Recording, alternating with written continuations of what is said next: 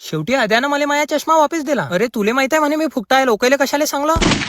दिवस निघता बरोबर सकाळी आपली स्प्लेंडर घेऊन खमगावात आलो. बस स्टँडवर डॉगेश भाऊ भेटले, त्याला नाश्ता खाऊ घातला. जास्त नाही 20 रुपये गेले पण भारी वाटलं. मी आलो होतो आपल्या भाषाला घ्यायला. आपल्या भाषाची दहशत कमी नाही आहे. प्रतीक जवरेचा भाषा म्हणजे सगळेचा भाषा. भाषाला घेऊन आलो घरी आणि मीनं काढली आपली एमटी आलो पेट्रोल पंपावर. पंपावालेले माणूस की नाही राहिली आता. विचारत बी नाही वा कितीचं टाकणं पडते, डायरेक्ट टाकी पॅक करतात. नांदुऱ्यात येऊन आलो आद्याजवळ. म्हटलं तुले मा चष्मा देना आहे की नाही. आद्या म्हणे अरे तुले माहित आहे मी फुकटा आहे, लोकायला कशाला सांगलं. म्हटलं ते सगळं जाऊ दे, पहिले तू तोंड बांधून घे, आपल्याला लग्नाला जायचं आहे. हलतू कोण पाहिलं तुले तर लोक भेटीन दचकतीन. आद्याला डबल शीट घेऊन लग्नाला चाललो होतो, मंदात संख्या भेटला. म्हटलं अरे चाल फुकटचं खायला जाणार आपल्याला. लग्न कुठेही वावराच्या अर्ध्या म्हणतात. आम्ही आलो तो मंगलाष्टकच सुरू होते. म्हटलं अरे आपण तर लय लवकर आलो, पंक्ता बसायला तर अजून लय टाइम आहे. आणि या पोरेले वाटे की मी प्रतीक जवरे आहे. म्हटलं नाही ना रे बा. आणि हे पा आमचे फुकटे मित्र लग्न लागत बी नाही तर बसले जेवण करायला. म्हटलं अरे लाजा वाटू द्या रे, पोरीकडून आहे ना आपण. एवढी घाई बाबा हो पहिल्याच पंक्तीत. एवढं तरी बरं की मला उपास होता, नाही तर येईना माय बी व्हिडिओ काढले असते. तेवढ्यात मला माहित पडलं की द्रोण संपले. नवरीच्या भावाले म्हटलं टेन्शन नको घेऊ, चाल आपण घेऊन येऊ. पी राजाला गेलो, द्रोण आणले, वापिस आलो तर पहिली पंगत होईल बी होती. नरदेवाचे फोटो खेचणं चालू होते, मी घुसलो म्हणतात. भावी नवरदेव म्हणतात ना मला मजा काय काय. आद्यानं जेवण झाल्यावर 90 मारली आणि येले अजून बी वाटे की मी प्रतीक जवरेच आहे. नवरीच्या भावाले म्हटलं चाल रे बा येतो मी. आद्या म्हणे तुले उपास आहे, तू जेवला नाही, चाल आपण रस पिऊ. ये रस